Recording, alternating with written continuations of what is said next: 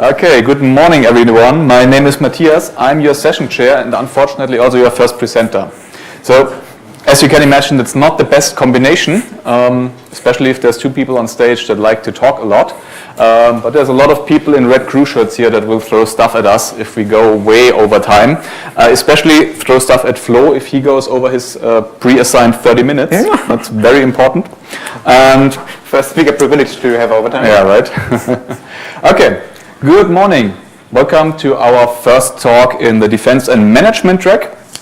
Since I pretty much know how this talk is going down, I hand it directly over to Flo to do the introductions. All right, thank you very much. I'm Flo, this is Matthias, you might already know that. We're going to talk about or take you on a ride, moving from zero, like where we are now, to a secure continuous deployment pipeline in 60 minutes. So I think we better kick off to not get into that overtime problem. Few words to our backgrounds. Thing coming online. Wonderful. I'm Flo. I'm from Stokart. We are a digital wallet app. We have a lot of users, a lot of countries. We are active in a lot of countries, have a lot of offices. Technically, we have a lot of nice, gigantic numbers happening over there. Basically, being a startup, we have the luxury of being able to try a lot of concepts, Devops concepts, hipster stuff, new technology, etc. On the top right, you see our wonderful app. At the bottom right, you might be able to read it. A quick overview on our tech stack, but let's basically move on. This guy is from E&W. I'm not sure if you know the company, so a few words from him. Any Stokart users here? Anybody? Lovely. Nice. Numbers increase. All right, as introduced, I work for E&W, so I have a hard security background. That's why I also enjoy collaborating with Flo to get like this insecure developer perspective that everybody in this room loves so much, right? Yeah, pulling the strings early. So we will also like take in two specific roles in this talk. All right, and these will be Avengers Assemble. To my right, Captain Security. Good morning. And me, myself, their developer. And I always wanted to do the preview voice impersonation. Several weeks ago, in a small pub somewhere in Mannheim. Captain Security dared their developer. I dare you to create an infrastructure as code-based, automated continuous delivery pipeline. You dare to dare me with a lot of stupid buzzwords. Give me 60 minutes for that. You only have 30. We need to secure that thing as well. The Scotty moment. Let's do it in 10. All right, so here's our agenda. I'm going to give you a quick intro into continuous deployment, DevOps, some key technologies, some key concepts. Then we go into the area of getting your brains and my hands dirty, basically walking you through our setup, looking at all the different aspects. And then this guy will do some preachings and sermons regarding security. Let's start with some definitions. DevOps, many of you might already have even seen the definition. The idea of DevOps, it's not like a tool, it's not a framework, it's basically a mindset. The idea is to unify different roles, establish a culture that enables basically your company, your unit, your whatever you consider yourself to be part of, to deliver a frequent stream of value to your customers, stakeholders, shareholders, users, whatever you consider to be the target of your value streams. Moving from this DevOps mindset to a more concrete thing, to put it like that, I would like to switch over to continuous delivery. This basically stems from the agile movement, to put it like that. The idea here is to move from your, yearly, quarterly, monthly release cycles, which a lot of release fears, with a lot of QA that needs to happen as you have like a big bang release, into a mode where you basically have a reliable way to release your software, your product, your value to your consumers, and speed that cycle up and get into a different way of thinking. And now from continuous delivery to continuous deployment, this is more like the implementation side of things, or like that this is where we get rather concrete. The idea here is that basically all of your artifacts, all of the results of the output of your product stream, value stream, however you might call it, are automatically deployed to the consumers of your products, artifacts, whatever, in an automated way. Basically, great example is Facebook. They do like, I don't know, thousands of deployments per day. So a lot of changes that developers make on Facebook or on all the other apps that are working inside Facebook are basically continuously deployed to the users. If they work, they will stay there. If they don't work, they are rolled back. That's how they evolve rather quickly and basically iteratively. So moving to high-level concepts, the infamous immutable infrastructure idea, the infamous quote, servers are cattle, not pets. Actually, I don't like the metaphor, because the concept involves killing a lot of cattle. My wife is vegetarian, so I'm always get beaten up for that. So I would like to modify the metaphor into servers are syringes. So you don't reuse a syringe, you don't modify it, you don't patch it. Basically the idea is, going over to the servers, you have like a fixed recipe or a fixed template for your servers. You spawn that from this recipe, use that thing, and after you use the server / the syringe once, you throw it away, get a new one. Same idea here. You update your recipe, you test your recipe, spawn your server, and trash the old servers. So no patching happening, no anything. From there, moving forward to infrastructure as code. So we don't only want to spawn like our servers or our instances from a fixed template, but we want to spawn like, in the cattle metaphor, it would be like the farm. Here we have like helicarriers and scientific labs. We want to not only spawn servers, we want to spawn virtual network hardware, we want to spawn persistence, we want to spawn name servers, etc., the complete package. So the idea is that your complete infrastructure that is needed to run your services or your products is basically defined by a machine-readable file that is reproducible and that basically takes care to get your infrastructure up and running. Cool thing about that, if you have this definition, it can be inspected by humans, documentation. It can be by security people. Yeah, like this guy over there. It can be inspected by computers and other weapons of mass destruction. By computers, so static or dynamic analysis of what's happening in your infrastructure. And if you version this definition, you also can have a look at the history, how your infrastructure evolved, and if it evolved in the wrong direction, you can even roll that back and go into another direction. Very, very powerful pattern. We'll see that in action soon. One word of warning, prepare to be steamrolled. So basically, these are a lot of concepts, there's a lot of content, and basically there are a lot of prerequisites needed in order to grasp all that completely. We tried to focus on the parts where things are getting difficult. For the other parts, it's basically just one Google Bing or what is that, the DuckDuckGo thingy. Query away to find nice blog articles, nice tutorials, nice examples to dig into, like to dig deeper into the subparts. So moving on forward, basically having not as a warning but as a goal, we try to show you the buzzwords in action. And we want you to basically grasp the big picture. So how do all the puzzle pieces work together in order to get a deep understanding of those puzzle pieces? Out of scope for this talk, but there's a lot of content out there to basically dive deeper into these parts. All right, giving you a little bit of history on where I came from. How did my first contact with DevOps look like? When we founded Stokart like 8 years ago, something like that, I lived DevOps by unifying a lot of roles. So there was security, DevOps, NetSec, coffee making, ordering stuff off Amazon, whatever you can imagine. Our scale, users were growing exponentially. We had like 1, and then 2, and then families were kind of kicked to also install. We were 4, 8, and from there things just went exponentially insane. Our infrastructure was a €5 vServer. Awesome machine. Stack and tooling, we used Nginx running PHP, and our integrated development environment was SSH combined with VI. And now kind of closing the connection to the topic of this talk, our continuous deployment technology was :v(w), which is basically the command in VI to write that file to disk. So the worst thing imaginable. Pardon me? To production. To production, of course, yeah.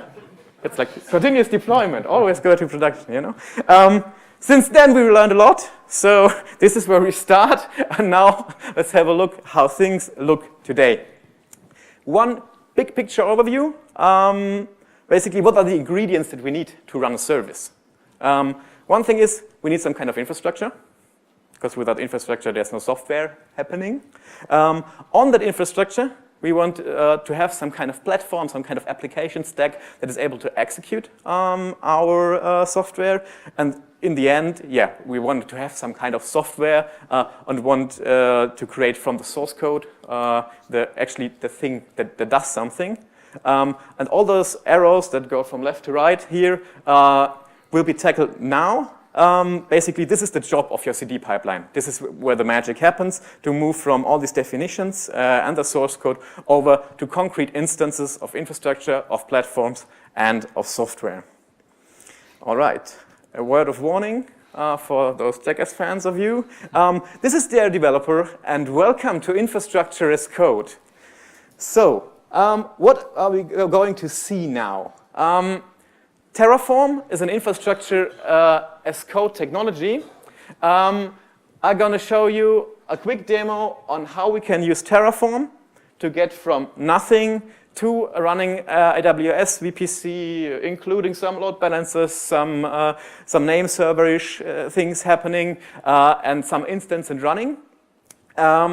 To also close the loop to that, I need 10 minutes for that. We're going to kick the deploy off here. In the background, scripts will keep on running. And what we're going to do in 10 minutes is we'll basically deploy a production-ready GitLab environment. Do you guys know GitLab or what it does? Perfect. OK, let's jump into the hands-on.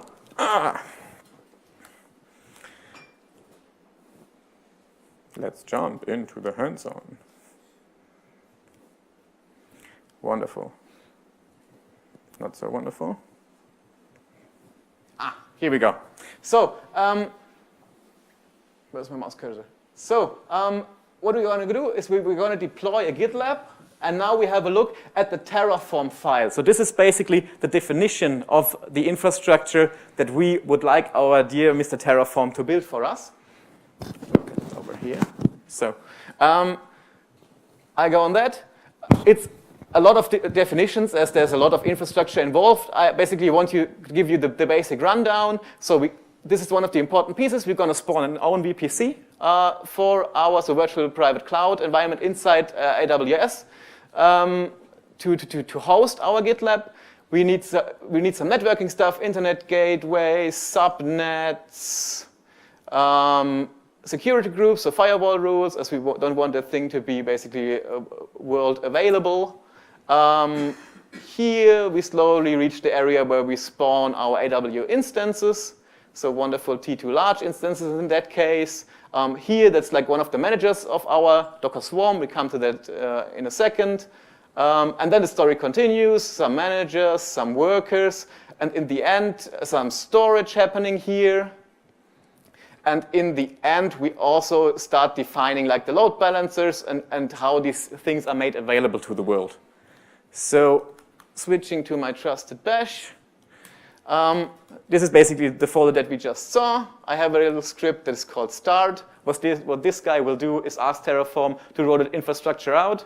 And then in the background, this things will happen. I'll hit it now. So basically, it's initializing now. And then in a second, we will see that guy creating VPC, subnets, etc., all the definitions that we just saw. We'll revisit that GitLab in about 10 minutes to see it in action and to actually run our CD pipeline on that one. All right, I'll switch back to my slides. So much to Terraform demo. Next step, now that the infrastructure is basically in the background at the moment taken care of, we now can think about our application stack, so our platform. What are we, where will our software run or our artifacts run? I already mentioned Docker. We will use Docker Swarm to run our GitLab environment. So another warning, again, this is dear developer, and welcome to AppStack as code. The GitLab Docker Compose file is pretty boring, as it contains basically it's one monolithic microservice.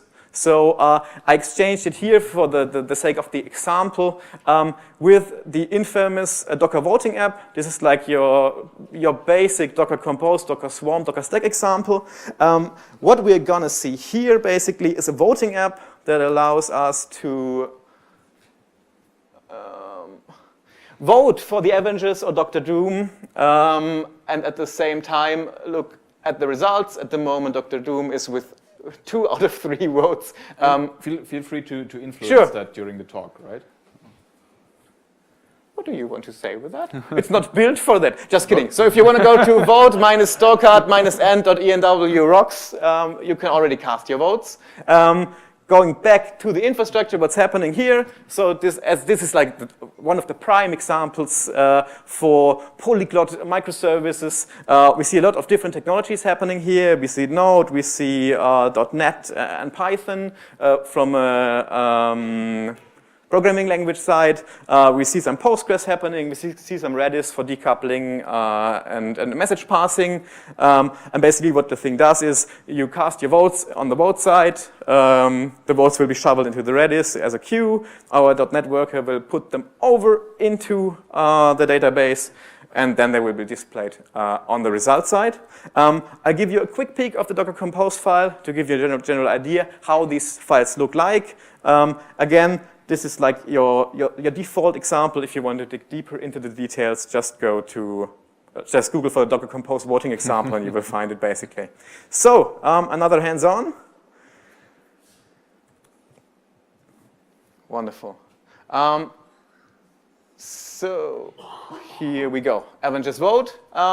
This is the Docker Compose file of our voting example. Here you find all the service definitions that basically relate to the overview that I just showed you. So there's a Redis instance there's some networks definitions happening. So we isolate basically the backend network from the front-end network to have some isolation and segmentation happening. We have some statements that basically specify how many instances of some services we want to run, how they should be restarted. We have our Redis here, we have our Postgres here. The vote, the result, and the worker are basically the pieces of software that we actually build ourselves. So these are hosted in these folders over here. And if we shovel that over to Docker, these guys will basically be built. We will see that in action in a second when our GitLab is up and we basically get one run of these things to execute. All right, we can have a quick look at how GitLab is doing. So going to our trusted AWS console, we can do a refresh over here, and we already see some instances running. We should already see like a load balancer, some target groups for these load balancers. So our trusted script is doing its work in the background, and we'll be looking at our GitLab in a sec. All right. Let's at least a kind of final step, basically diving into the GitLab. I hope I wasn't too fast. So we dig into the GitLab definitions and how we basically plug the Docker parts, how we plug the Terraform parts together to form like the automatic pipeline that allows you to do infrastructure, platform, and like your application code in a fully automated way. Of course, if you do something fully automated, Devops Borat needs to have his time to make error as human, to propagate error to all servers in an automatic way is DevOps. Actually, yeah, that's true, but step one is DevOps, or the complete idea of having like continuous deployment, delivery, integration, how people called it in the old times. The idea is to have, on the one hand, proper testing. So to minimize the amount of error that is basically propagated. And on the other side, DevOps and all these sub-technologies enable you to roll back that errors instantly. So it's not like you did a Big Bang release and then you will have a quarter of pain or a year of pain. It's like in seconds to roll back if something went wrong. How does it look like? This is your basically abstract setup of your CI/CD pipeline. We have 4 ingredients. The one is a version control system to the right, to the left for you, sorry. Basically taking care of all the recipes, the templates, the source code. We have a CI service. Usually they are called CI. I put them in double quotes. Your Travis, Jenkins, whatever you want to take. This guy is responsible for testing, building, and deploying your code. We have some kind of artifact repository, so as we don't want to build everything from scratch whenever we roll it out to somewhere. At Stockard, we did that quite some time. It was very painful. Don't do it. We want to push the build artifacts, the results of our processes, into some kind of repository in order to then use it in the execution environment. And this is the last step. Basically, this guy telling our execution environment, now get stuff running. This guy will then talk to the artifact repository and let the magic happen. In our concrete example, we'll have the GitLab Git VCS. We use the Docker registry. This is also part of GitLab. We use the GitLab Runner, which is the CI service of GitLab. And as we already saw, like the first things moving out, our execution environment will be a Docker swarm that is running on like a Terraform infrastructure on AWS. Let's get our hands dirty. I'll switch directly to our GitLab view. Basically, this is the repository that we just before, so like in my code editor. So we will find the Docker Compose file here and all the different services that are part of it. One interesting file, basically the enabler to make this pipeline work, is the GitLab CI.yaml file. I will open that up now. So we have some header stuff. The interesting part is this. We defined that our build has several stages. So we want to have a build, a test, a release, and a deploy stage. You also see typical developer testing here? Yeah, come on, it's 10 minutes or 30 minutes or whatever you said. Yeah, so build stage, what is this guy doing? Basically, this guy is instructing all the microservice that we have to create their artifacts, being it, well, kind of, for Node it's easy, for Python 2, I'm not sure how .NET does do its magic, but all these guys have some kind of compilers to create their executables. That is happening inside the build.sh script. Then, as my friend over there already mentioned, we have extensive test suites happening here. Release images, that's an important part. This is the part where we push our build artifacts from our build server service into our artifact repository. And then the final stage is basically the deploy. This will instruct Terraform, Docker, and all the involved parties to get that service up and running. All right, we also have like a nice view over here.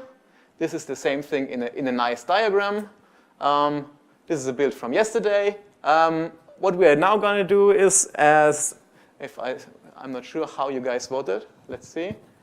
Forward, so we had 50-50. Our poor guys. So our dear friend Tony Stark built us some sock puppet vote bots that we will now enable and ask. Oh, I don't like where this is going. Yeah, same here. All right, so we need our sock puppet army. Let's move over here. I always like using like GitHub, GitLab, or whatever to do like direct code editing. So we open up our Docker Compose file. Press the edit button. Moved on here where our sock puppets with 0 replicas are already sleeping. Moved it up to 5. Update Docker Compose. That's like a bad git command. Git commit text. Oh, come on, let me type. Enable sock. Oh yes. Enable sock puppets. Wonderful. Target branch master, we skip the part with pull requests, merge requests, etc. and code review. We're DevOpsing, right? So let's commit our changes and have a look at our pipeline. Here things directly started to happen. If we hit that one here, we will see some build logs happening here. 5-minute warning. 5-minute warning, oh dear. Yeah, what will happen is build artifacts are built, then these guys are tested. Tests should run quickly, they just echo something out. Then the images will be released to our Docker registry. And the interesting part will be the deploy. I'll show you the code quickly. What the deploy guy basically does is, on the one hand, he'll deploy the infrastructure of our service. So our service defines his URLs, he defines his how he attaches to the load balancer, how his load balancing is happening, and the other part basically is then instructing the Docker stack to update the configuration of our deployed stack. So moving back to the pipeline, hopefully it's finished, still working, and not properly updated. Okay, so the deploy steps happening right now.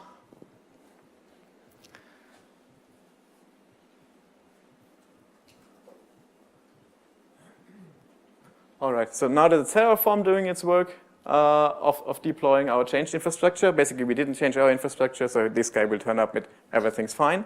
After that, Docker will update the service and demo effect inbound. Our sock puppets should now be scheduled by our by the Docker Swarm scheduler. And if we look at the results, we have 12 votes already. Not sure if these are from you guys, probably.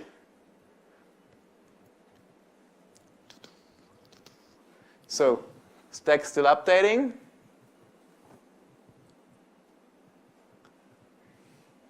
Demo effect.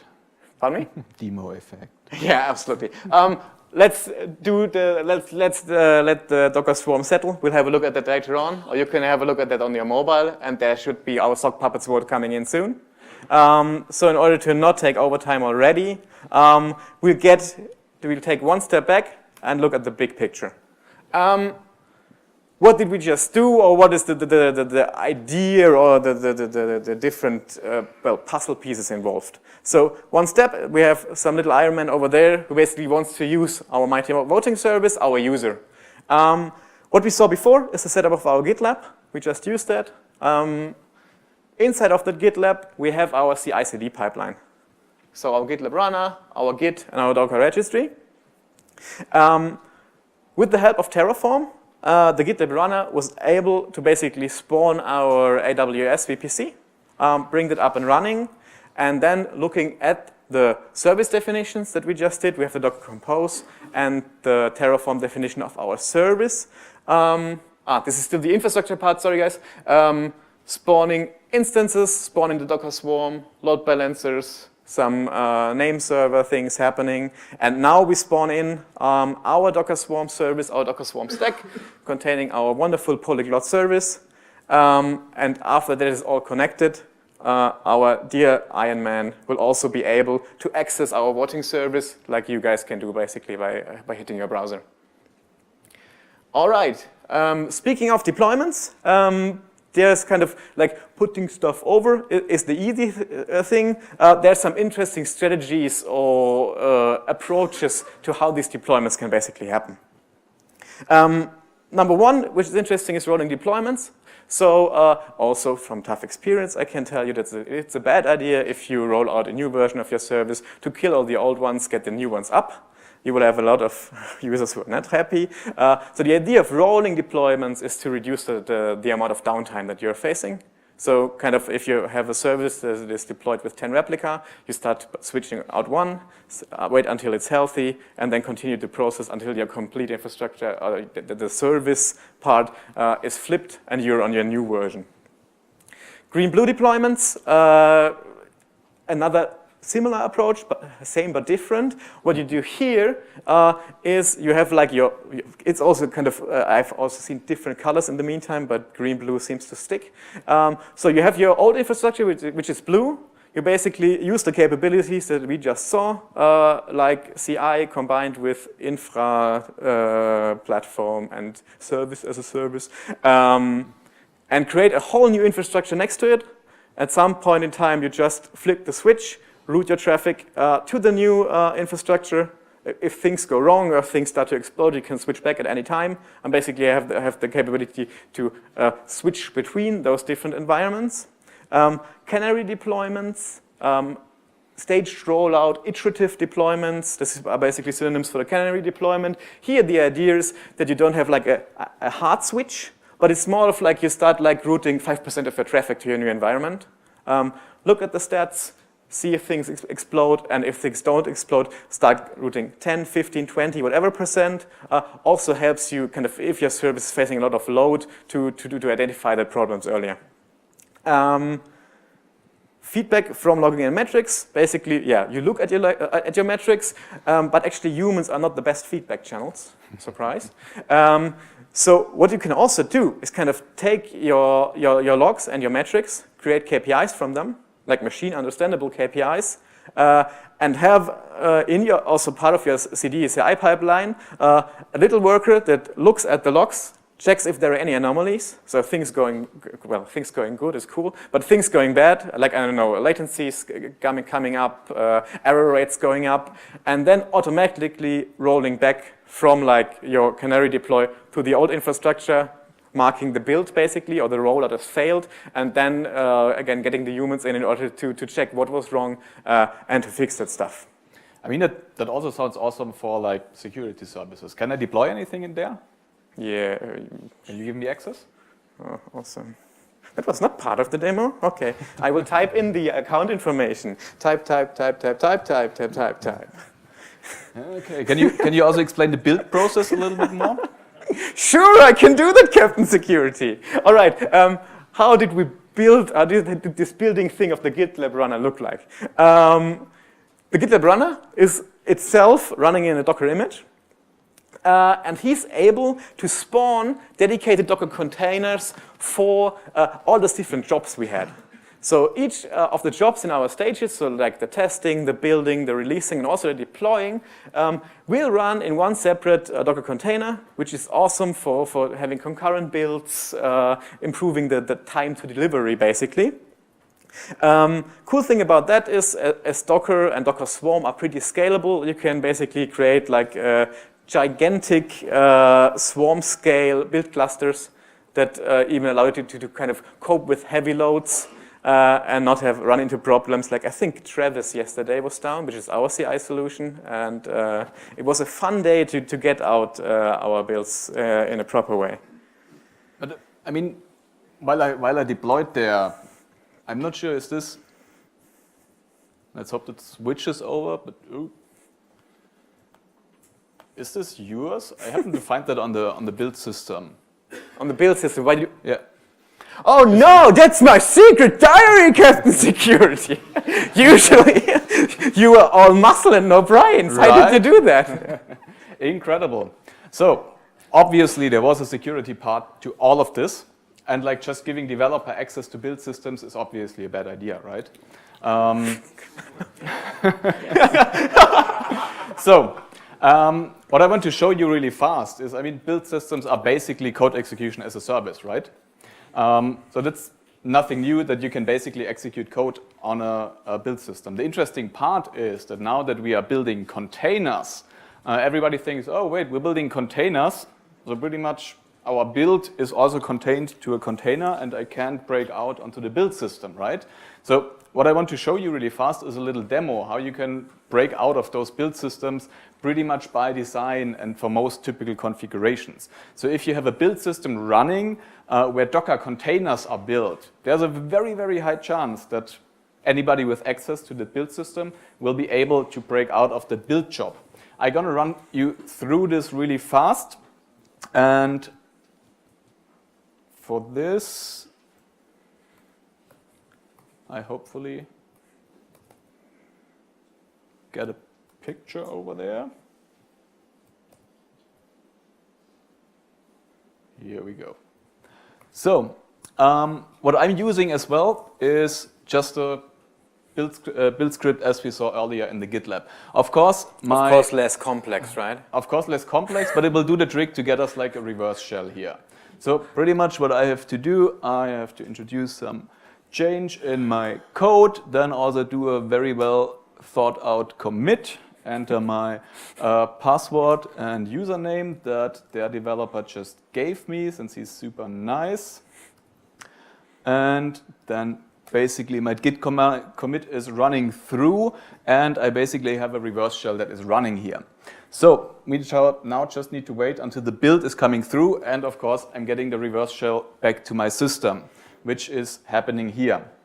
So as I said, we should basically be inside of a container now, since the build job is executing containers and then running the build script in that container. The point is, if you want to build Docker containers, you usually need access to Docker.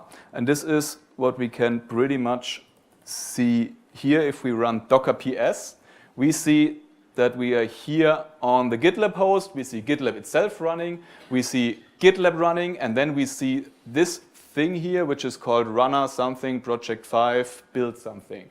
So this is the container that we are running inside of. So what we are basically doing now is that I will create a little helper script that will reside in this container. That will be multiple lines, yes. And we see that here. I, of course, have to make it executable. And by now, I think I need my Docker PS again. I need to find out where exactly in the file system this script is located. So in order to do this, I'm gonna find out what the shared file system is, and this is my container ID. And then I get a path to my very container that I'm located in at the moment. This is all the problem of the Docker socket being available within the build container. So I prepared this here. So what we're going to do now is we run a privileged container that has more privileges and does not have an AppArmor profile defined. So that's the fun part. You can really disable something like that on the Docker level. So basically, if you have access to the Docker socket, you can run anything. There's really not much that you can really do about it. There's some workarounds and hacks, but there's no global configuration where you can prohibit that. So I'm basically running a privileged container. Since this is not an interactive terminal, I, of course, need another reverse shell, which is happening over here. And now I basically see that I'm inside of another container. And the Docker PS command won't work here, but that's not what we need. We needed to have like certain privileges on the system.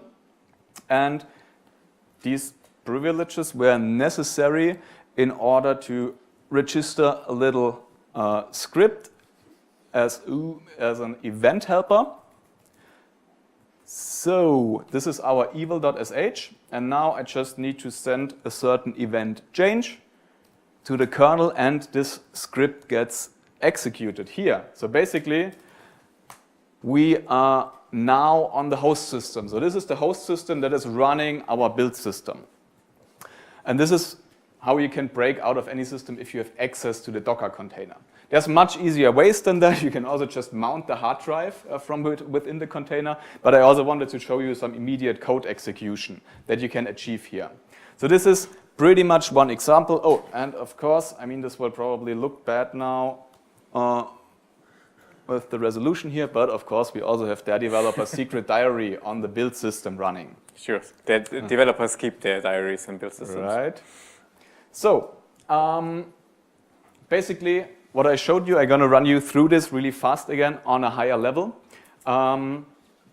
This is our build system. This is our GitLab. There's, of course, a Linux kernel underneath. We have the Docker socket using my machine and like certain reverse shells. Listeners for that. We commit something to our repository. The repository then is running the build job, or the CI system is running the build job, spawning a new container with the Docker socket mounted. And the malicious build script inside is doing the reverse shell. Via the reverse shell, we started another container that was privileged. That's why it's red, of course. And using those privileges and the reverse shell, we were able to register an event helper, trigger that event, and then get a privileged reverse shell back. So this is one way how you can break out of a container and pretty much do your magic with your shield. So this is only one aspect of a secure CI system, of course. This is like the build system breakout.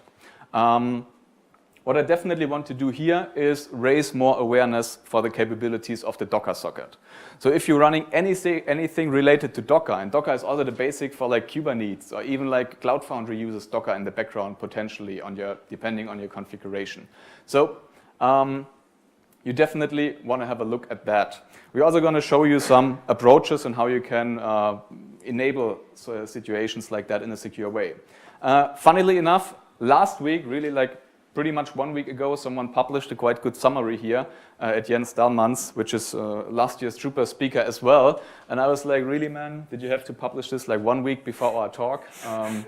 Of course, but there's a pretty good summary, not like in the exact setting that we had, but I also wanted to give some credit there. Okay, if we look at that in a more structured way, there are way more security challenges associated to securing a continuous deployment pipeline. One thing that we, of course, looked at is the build system breakout. This is what we just did now. Then, another tiny aspect, and I'm not sure whether you guys saw that, when Flo showed the deploy.sh script, that was pretty much another really, really bad part, because that meant that our build system had access to our production system. Otherwise, it would not have been able to deploy all the stuff. So once I have access on the host system of our build environment, I can also access the credentials used to access our production swarm. So traversing there is another really bad thing. Then, of course, we can also break out of the production swarm in this particular setting. Why this is a problem, we will have dedicated slides for all of those. Then, the most prominent aspect of secure CI/CD pipelines, and this is one reason why I wanted to do this presentation. So everybody's talking about, oh, CI, that's amazing. You just integrate a source code scanner in there and all our software will be magically secure.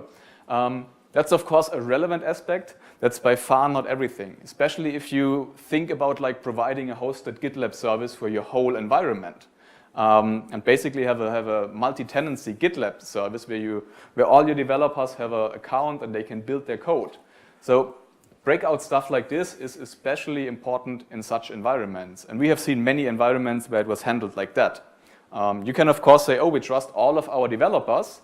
And it was a setting that like, yeah, but those are our developers. Why should I care about the breakouts? And I was like, well, you can do this, you can do that. And like, I'm not sure whether we trust our developers that much. No offense there. Developers are always trustworthy. Right?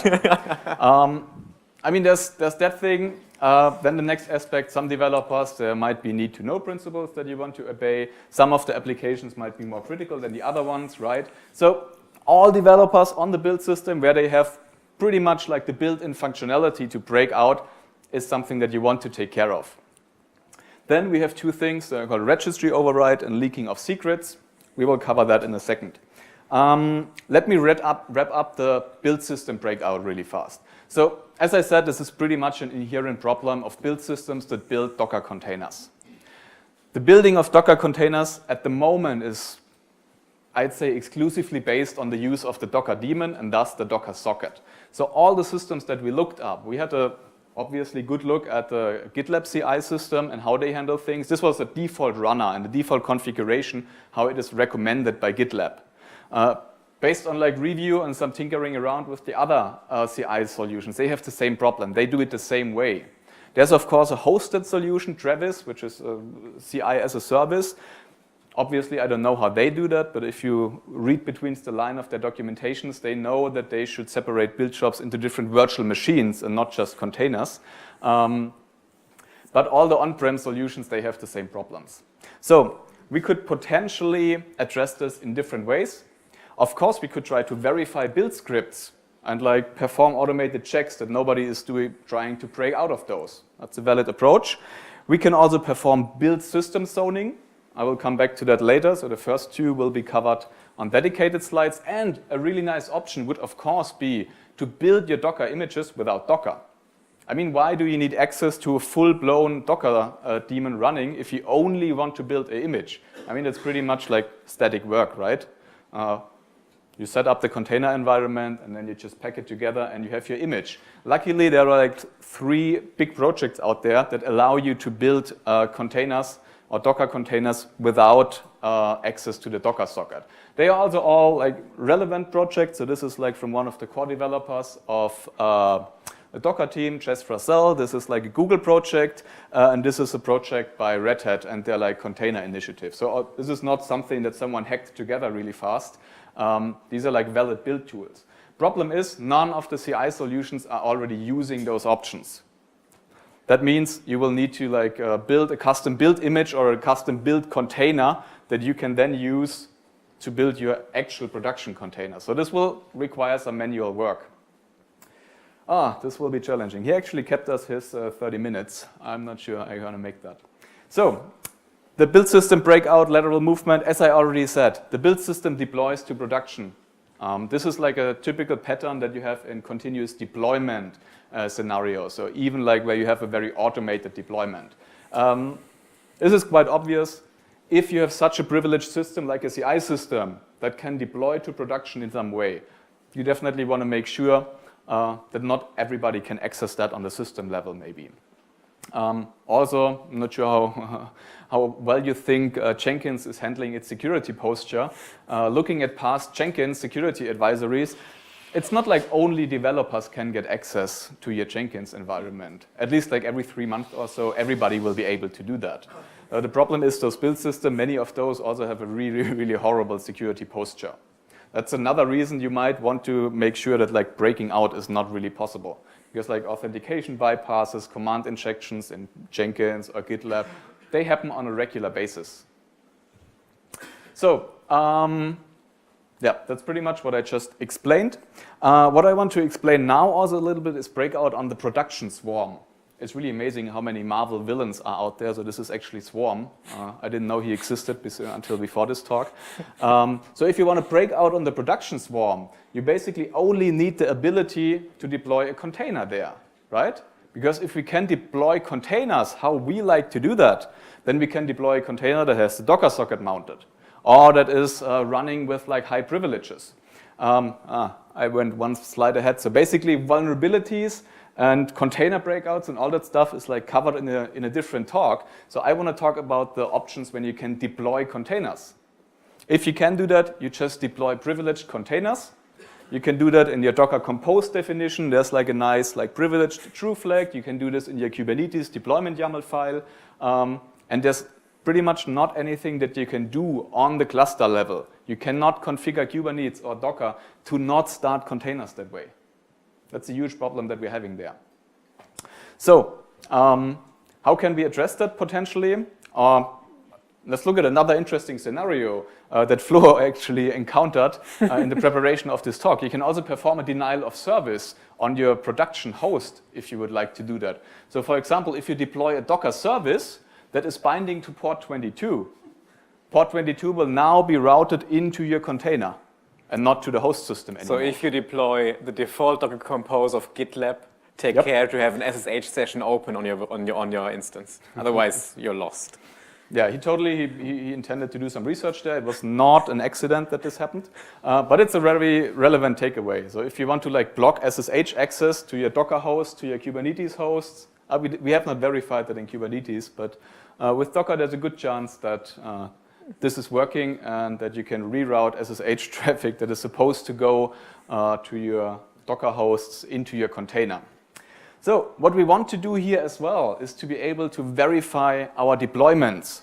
And this, again, is some very, very difficult thing to do, and we will talk about that in some of the next slides. So the big one, deployment of vulnerable images. That's, as I said, the big thing everybody is talking about when you have the secure CI/CD aspects. The point is being able to scan within your pipeline. This has been like age-old. This is like older than the DevOps term has been around, right? I mean, as long as Jenkins, Drevins, Hudson, whatever existed, there was the possibility that you could automatically scan your code, source code scanning, or trigger a vulnerability scan, even on the application level after your software was built. This is pretty much nothing new. Point is, apparently so far nobody has been doing it, and now that we have containers, everybody is jumping on there, selling container solutions. So definitely something you should do. It's an important aspect. However, my thing is always like the container scanners that are out there at the moment. They focus a lot on like the operating system level packages, like whether the list of packages installed by your operating system is containing any known vulnerabilities. If you follow like continuous redeployment ideas, this is not a huge problem for you anyways. So basically what you want to cover in your build pipeline is also like a scan of your application code. Again, nothing new. And what's more challenging is scan the libraries that your application is using. This is still a rather unsolved problem, how to keep your libraries up to date and ensure that you don't have vulnerabilities in your libraries. This still won't be easy here, but there are some interesting tools out there that tackle this and will help you implement this in your automated build environments. Point again is, we would need to enforce that in some way, and we have to look whether that's possible at all. So the next one, registry override. We didn't talk much about the Docker repository that we use to store the images here. So basically, a Docker image is built. Just think of it as a zip archive that contains your whole execution environment. And of course, the build system must be able to push that somewhere. That something is the registry. And we have seen very many registry that had very open permissions. So if you're able to push to a registry, it pretty much means that you are potentially able to override code that will be executed later. So think of your central software distribution repository. That's nothing you want anybody to have access to. So really short reminder here, the registry is a super important part of your CI/CD pipeline. Definitely perform permission review of this.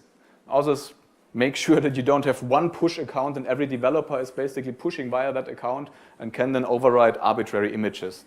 It's definitely something that is possible here. One other very interesting aspect, we saw Flo basically also including secrets in his build. I will show where he did this. And this is a very typical thing. And probably most of you heard of like what can happen if you leak secrets to the public, for example, to GitHub repositories. There have been a lot of like interesting media cases, so I probably don't need to tell you about that. However, your build system and thus your repository where you push your code, it needs to handle secrets. You need to log into your registry, right? I just told you need to have like a proper registry permission concept. That means you need to authenticate somehow. So you basically need this. Then credentials for your application stack, that your application is being able to connect to a database or something like that. That's the good news. Basically all build systems allow for secret injection. It basically looks like that then. And this is actually like from Flo's deploy script. Exactly. So basically you can define secrets. Let's just call it like that. They all have different names, but on like the CI level. And those secrets are then injected into the build container as environment variables. So you don't need to push secrets into your GitLab repository, right? Just make sure that you use those, right? We will come back to that later a little bit. Then validate builds and deployments. This is the big part that I wanted to talk about. I said so many things. Make sure there are no privileged containers deployed. You want to make sure that your images are scanned on the application level, on the OS level, everything. You want to make sure that nobody's breaking out of your build system. So in order to do that, you kind of need to validate all those files that we just saw happening, right? The GitLab, CI YAML, the compose files, and all that stuff. The point is that the build system don't provide the option to perform mandatory steps. I basically was looking at it, I was like, oh, GitLab, okay, I just configure like very centrally in the admin account, like every build that is performed has to run this script. Not happening. GitLab provides a rather ugly version, rather ugly option to do that, but that's definitely not an intended way. I put it here as manual work, but I would more call it like a hack or a workaround. So you basically can configure your runner to execute a pre-script that is executed before everything, and then you could validate your build. So that's not an easy option. However, what we would want to have, also to abstract this a little bit, as we learned, our build system is kind of vulnerable, right? Code execution as a service. So what we need is definitely something in between that is nicely hovering in from the bottom. What an awesome animation. Right. This is basically something in between that decouples our build system that is highly vulnerable from our production system. Now, this is a common approach that you have a system here in the middle, which is here vision for us. You can also think of it like an ivory security deployment tower. Yeah, we call it the ivory tower where the magic happens. And basically, this system is only like offering very, very defined, restricted interfaces. Just think of a REST API where you tell that thing, hey, deploy this now, here's my authentication, and then this system takes care of deploying to production. So this is pretty much where you can introduce an enforcement point between your CI system and your production infrastructure. Point is, there's not really any available tools for this, and you will have to build that on your own. I mean, if you're in a true DevOps culture, that shouldn't be a problem, right? Those guys build stuff all the time anyways. So this is the bad news. The good news is you definitely want to have something like that in order to have like a decoupling there and an enforcement point on a very, very DevOpsy level. So what do we want to scan for? Of course, this is where you want to do all your application vulnerability checking, your OS packaging, library vulnerabilities. Build system breakouts, build script breakouts will be difficult since this is one step later, but you could still use this in order to like perform some logging of the script that was executed and at least log that somewhere and continuously develop a rule set what you want to check for. There's also the option to actually enforce the use of a very, very basic build script that must not really be changed by the developer. I mean, if you build software on a regular basis, there's like how many commands that you need on a regular basis? To what? To create software. Exactly. What do you do? I mean, you just type, right? No, I mean to actually tell my perform the build build steps. stuff. To actually perform the build steps. I mean, this is something that you can even whitelist. What you also want to scan for is like the deployment mal configuration. As I said, running privileged containers in your swarm, not a good idea at all. So privileged containers is only one thing. There's a lot of like mal configuration in your containers that you want to scan for. There's good hardening guides out there for that. So you basically can use this enforcement point to perform your container validation out there. The state of tooling available for that, I already said it's kind of poor. You read of a lot of container security products, many. That's like a new gold rush out there. Some seem to look promising. We haven't done any technical evaluation here, and like recommending commercial tooling would not be the point of this talk anyways. I just want to make sure use those slides in order to evaluate your container security tools. There's a lot of tools out there that are called container security, but it's not really helpful. So make sure you actually test them using all the ideas that we had here. So this is where the timing gets tough. What, of course, as Captain Security, I would definitely recommend is that you zone your systems in some way. There were environments that said, oh man, we just managed to build this Kubernetes cluster up. We can't do this anymore. There's one cluster and that will be it. Kubernetes is very hard and difficult in the beginning. Still, everybody seems to somehow do that. I would still recommend to have like a zoned hosting environment. This is nothing new, basically. We had this discussion back then with like shared web servers. We had this with hypervisors. I think I could present some compelling arguments here where you definitely want to have different container hosting clusters available. The nice thing is, and this is where we like come back to the beginning and where like the CD stuff makes sense security-wise, is that it was super easy to spin up this environment. 10 minutes. So it gets really easy now to do this per application team, per business unit, whatever you have. right? I mean, of course, cloud instances cost a little bit of money, but then you can like make them smaller, turn them off, turn them on. This is something that I would definitely recommend. Automate that stuff, and then every project team, every business unit gets their own cluster. Something like that. It needs to match like your own classification approach. One really short thing, the build system itself, you saw that I used like a lot of reverse shells getting there, doesn't really need network access. It needs, of course, HTTP access to the internet in order to download like libraries, Docker images, and so on. But this is something that you can like restrict very well on the proxy, and it's actually really, really few URLs that you have to whitelist. We know this from actual deployments. So, now we talked about a lot of bad things that can happen if you automate your deployments in that way. However, it can also be an amazing way to integrate the security team better. Oh, that's like not very well visible, to integrate your security team better with your developers. As a security team, train the guys in new CD approaches, show them this stuff, what like vulnerabilities you can introduce, and then also like provide a repository scaffolding that basically has all the things included already that you would like to see to be done in your repository, like scanning checks, commit hooks where you can check for like secrets that are accidentally leaked in the GitHub repository. Just provide this already to the developers, train them how to use it, and of course, where you can configure the cluster, you should also configure like your container cluster in a secure way. That sounds very DevOpsy. Right? Integrate yourself into that. And from this like infrastructure as code, this is like one slide that is very important that I now have to somehow do in the end. This whole deployment approach, immutable infrastructure as code is very amazing from a security perspective. Immutable infrastructures are immutable, right? So if any change is happening there, this is a security anomaly. So you can easily monitor for that. Baselining was always a huge problem when you want to like install a monitoring project or something like that. Then, how often did you need to tackle your developers? Hey, can you provide us a communication matrix on the network level of your services?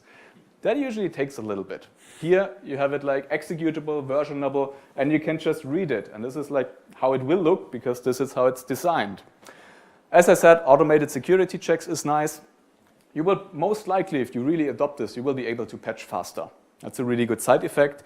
And very important as well, centralized secret management. If the developers are actually using the secret management component, you might be able to get rid of all those like files with extensive permissions that contain some credentials to other systems that are just laying around.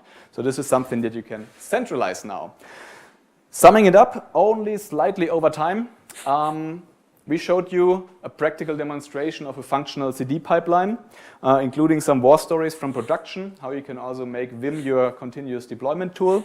I wanted to stress the point that multi-tenancy on your build environment is a big issue, and that build systems don't really provide options to manually filter.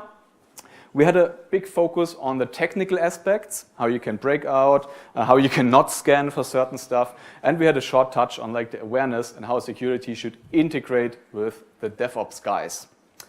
And this is basically where I would say thank you, and I don't think we have time for questions. Thanks, guys.